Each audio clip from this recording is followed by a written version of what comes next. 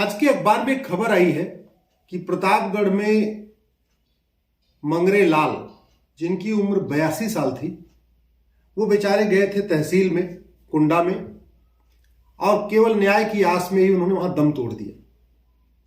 उनको पिछले कई सालों से तारीख पे तारीख मिल रही थी, जमीन के मुकदमा था, डीएम ऑर्डर कर चुका था कि ये जमीन मंगरे लाल की है, लेकिन लेखपाल पैसे मांग रहा था, वो लेखपाल को पैसा नहीं दे पा रहे थे, उसके चक्कर में बार बार उनको आना जाना पड़ रहा था। अब जरा सोचिए, कलेक्टर ने ऑर्डर कर दिया। पहली बात तो कलेक्टर से ऑर्डर लेने के लिए पता नहीं कितने साल उन्होंने धक्के खाए, और जब कलेक्टर का ऑर्डर हो गया तो फिर वो तहसील में धक्के खा रहे थे। क्यों? क्योंकि लेखपाल उनकी बात नहीं मान रहा था, लेखपाल जमीन की पैमाइश नहीं कर रहा था। ऐसे भारत में 5 करोड़ मंगरे लाल हैं। 5 करोड़ लोग मुकदमों से परेशान होकर आत्महत्या कर रहे हैं, झूठे केस से परेशान होकर आत्महत्या कर रहे हैं, बलात्कार के फर्जी मुकदमों के कारण लोग आत्महत्या कर रहे हैं, दहेज के फर्जी मुकदमों के कारण लोग आत्महत्या कर रहे हैं। झगड़ा होता है पति पत्नी के बीच में, लेकिन मुकदमा लिखा दिया जाता है सास के नाम, ससुर के नाम, देवर के नाम, देवरानी के नाम, नंद के नाम, नंदोई के नाम। और जहां पे जो दबंग है वो जमीन, गरीबों के जमीन पे कब्जा कर लेता है, उसको पता है कि ये गरीब 25-30 साल तक मुकदमा लड़ नहीं पाएगा। 1971 में पाकिस्तान के साथ लड़ने वाले कर्नल कबोत्रा मोहाली में रहते हैं, चंडीगढ़ में, पिछले 20 सालों से अपने जमीन की लड़ाई लड़ रहे हैं। जो 1971 में कर्नल कबोत्रा ने पाकिस्तान के ऊपर बम फेंके थे, पाकिस्तान के सैनिकों का उन्होंने दम घोट दिया था, आज वो कर्नल कबोत्रा पिछले 20 साल से अपने जमीन के लिए, अपने मकान के लिए कोर्ट का चक्कर लगा रहे हैं। जौनपुर में एक मुकदमा चल रहा है, 35 साल हो गया, 400 से ज्यादा तारीख मिल चुकी है, लेकिन न्याय नहीं मिला। पूरे देश में यही हो रहा है। सरकार का काम ऐसे कानून बनाना होता है जहां गरीबों की मदद हो। वास्तव में कानून हमारे ऐसे हैं जो दबंगों की मदद करते हैं, जो दलालों की मदद करते हैं, भ्रष्टाचारियों की मदद करते हैं, माफियाओं की मदद करते हैं। और 5 करोड़ मुकदमे चल रहे हैं तहसील से सुप्रीम कोर्ट तक। 5 करोड़ मुकदमे का मतलब 5 करोड़ परिवार टेंशन में है। एक परिवार में अगर 6 सदस्य मानिए तो यानी 30 करोड़ भारतीय इस समय टेंशन में है मुकदमों के कारण। और अमेरिका की जनसंख्या 33 करोड़ है, यानी भारत के अंदर एक अमेरिका के बराबर जनसंख्या ऐसी है जो मुकदमों के कारण टेंशन में है। और दुख इस बात का है कि न कभी जुडिशियल रिफॉर्म पे संसद में चर्चा होती है, न विधानसभा में होती है, न विधान परिषद में हो रही है, न विधानसभा में हो रही है, न लोकसभा में जुडिशियल रिफॉर्म पे चर्चा हो रही है, न राज्यसभा में जुडिशियल रिफॉर्म पे चर्चा हो रही है। आखिर कब तक ये 30 करोड़ लोग टेंशन में रहेंगे? इनका कोई समाधान है कि नहीं है? क्यों नहीं सारे सांसद लोकसभा राज्यसभा में घटिया कानूनों के खिलाफ बोल रहे हैं? क्यों नहीं नार्को पॉलीग्राफ ब्रेन मैपिंग कानून की मांग हो रही है? क्यों नहीं इनके लिए जो जुडिशियल रिफॉर्म करने की जरूरत है, कोर्ट की संख्या बढ़ाने की जरूरत है, जजों की संख्या बढ़ाने की जरूरत है, उस पर क्यों नहीं काम हो रहा है? क्यों नहीं हम एक जुडिशियल चार्टर लागू करते हैं कि भाई मुकदमे, कोई ये मुकदमा 10 तारीख में खत्म होना चाहिए, ये 15 तारीख में खत्म होना चाहिए, 20 तारीख में खत्म होना चाहिए? क्यों नहीं हम सिटीजन चार्टर लागू करते हैं कि अगर कोई एक कंप्लेन आएगा तो तहसीलदार उसको 10 दिन के अंदर उस पर शिकायत दूर करेगा, या थानेदार 5 दिन के अंदर शिकायत दूर करेगा, या कलेक्टर 20 दिन के अंदर शिकायत दूर करेगा? आखिर हम सिटीजन चार्टर, जुडिशियल चार्टर का भारत में क्यों नहीं लागू कर पा रहे? दुनिया के कई देशों में सिटीजन चार्टर, जुडिशियल चार्टर लागू है। भारत की जीडीपी बढ़ाने के लिए हम बाहर से फॉरेन इन्वेस्टमेंट मांगते हैं कि बाहर से पैसा आए, बाहर के लोग आके यहां उद्योग व्यापार लगाएं, यहां की जीडीपी बढ़े।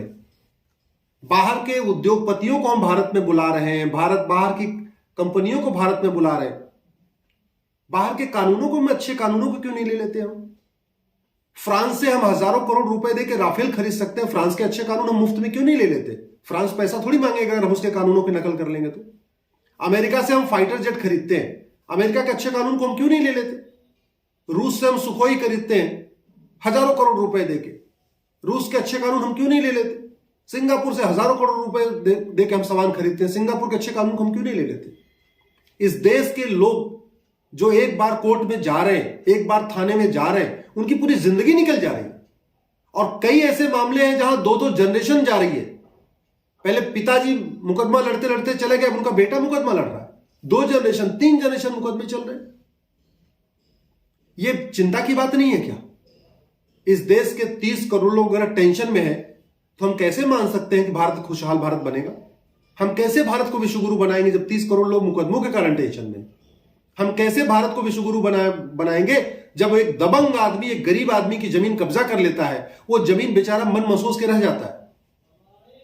ना उसका थानेदार सुनता है, ना उसकी बात लेखपाल सुनता है, ना उसकी बात कानून गो सुनता है, ना उसकी बात दरोगा सुनते हैं, ना उसकी बात कलेक्टर सुनते हैं। उस पूरे गरीब की पूरी जिंदगी केवल कोर्ट के चक्कर लगाते लगाते निकल रही है। एक झूठा मुकदमा होने के कारण लोग 20 साल 30 साल तक लड़ते रहते हैं।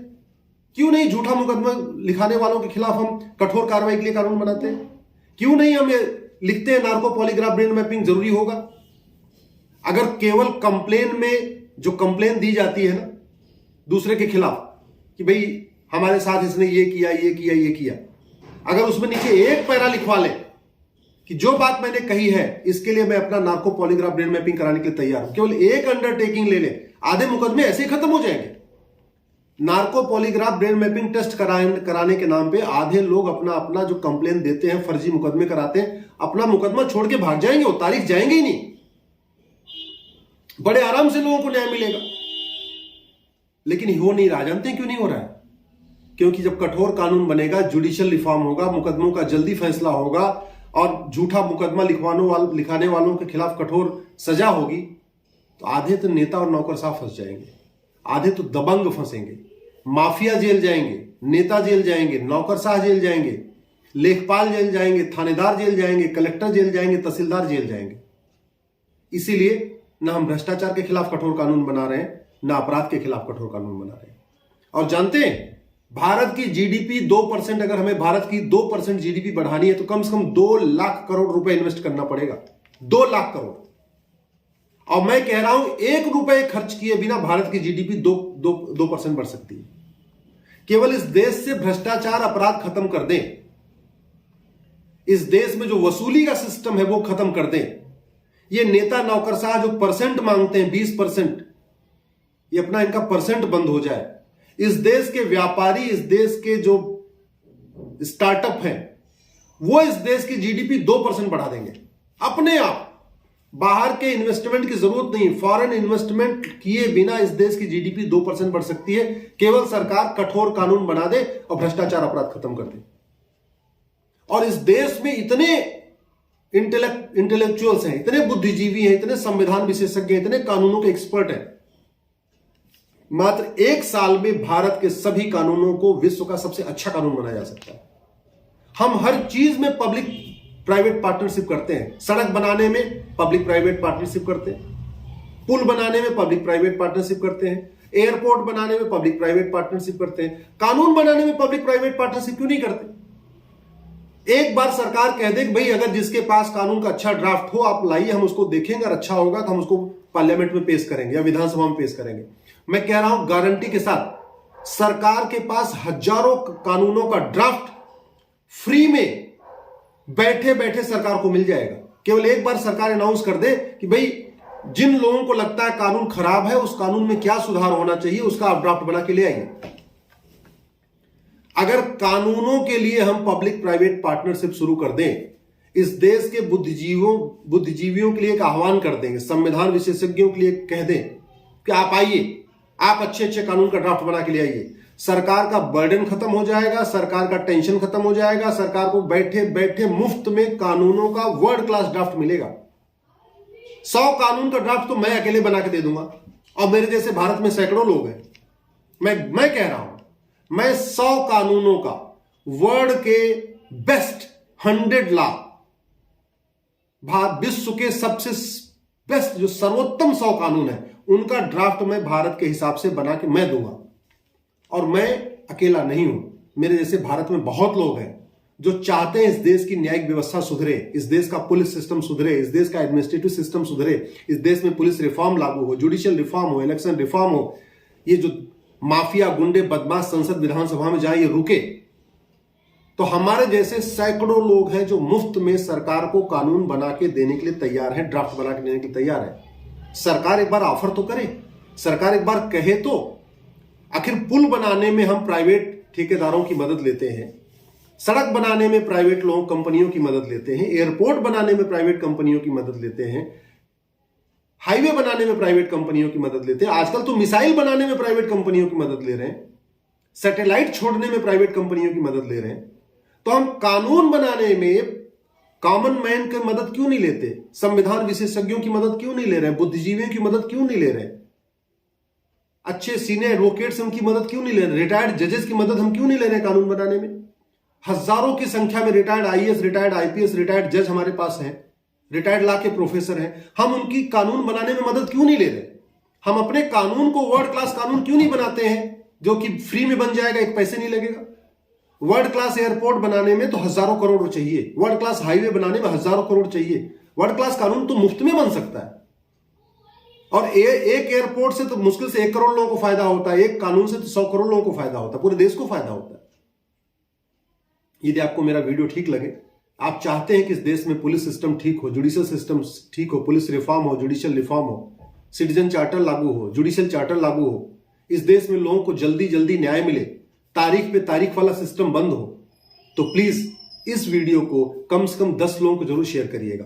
ट्विटर पे शेयर करिएगा, फेसबुक पे, व्हाट्सएप पे, टेलीग्राम पे, आप जहां जहां शेयर कर सकते हैं शेयर जरूर करिएगा। जय हिंद, जय भारत।